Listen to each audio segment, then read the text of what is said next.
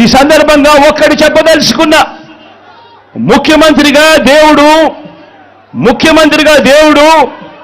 మీ బిడ్డకు అధికారం ఇచ్చింది. ముఖ్యమంత్రిగా దేవుడు అధికారాన్ని మీ బిడ్డకి ఇచ్చింది డబ్బులు సంపాదించుకునే దాని కోసం కాదు, మీ బిడ్డ డబ్బులు సంపాదించుకునే దాని కోసం కాదు, నా కుటుంబ సభ్యులను కోటీశ్వరులను చేసేందుకు కాదు. ఆ దేవుడు మీ బిడ్డకు ఈ ముఖ్యమంత్రి పదవి ఇచ్చింది పేదలందరికీ మంచి చేసేందుకు, ఆ పేదలకు మేలు చేసేందుకు దేవుడు ఈ అధికారాన్ని మీ బిడ్డకిచ్చాడు, మీ జగన్కి ఇచ్చాడు. జగన్ అధికారంలోకి వచ్చిన తర్వాత మమ్మల్ని పక్కన పెట్టాడు అని చెప్పి మాట్లాడుతూ ఉన్న నా బంధువులకు ఈ సందర్భంగా తెలియజేస్తా ఉన్నా. మరొక విషయం కూడా రెండు మనసుతో చెప్తా ఉన్నా. వైఎస్ అవినాష్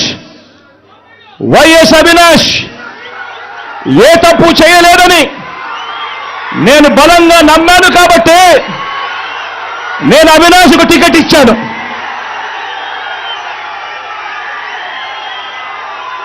ఈరోజు అవినాష్ అడిగిన ప్రశ్నలకు సరైన సమాధానాలు చెప్పలేని వీరంతా చిన్న పిల్లాడైనా అవినాష్ను దూషించడం, అవినాష్ను తెరమరుగు చేయాలనుకోవడం ఎంతటి దారుణమైన కార్యక్రమం అన్నది ప్రతి ఒక్కరూ కూడా గమనించమని అడుగుతా ఉన్నా. మా అందరికన్నా చాలా చిన్నోడు అవినాష్, చాలా చిన్న పిల్లోడు. అటువంటి పిల్లోని జీవితం నాశనం చేయాలని చెప్పి నిజంగా ఇంత పెద్ద వాళ్ళందరూ కూడా కుట్రల్లో భాగం అవుతా ఉన్నారంటే నిజంగా వీళ్ళంతా మనుషులేనా అని చెప్పి సందర్భంగా అడుగుతా ఉన్నా.